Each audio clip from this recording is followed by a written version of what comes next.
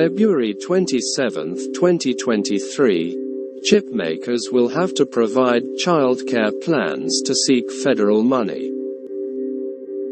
Companies requesting more than $150 million in CHIPS Act manufacturing subsidies will have to spell out their childcare options for employees and construction workers.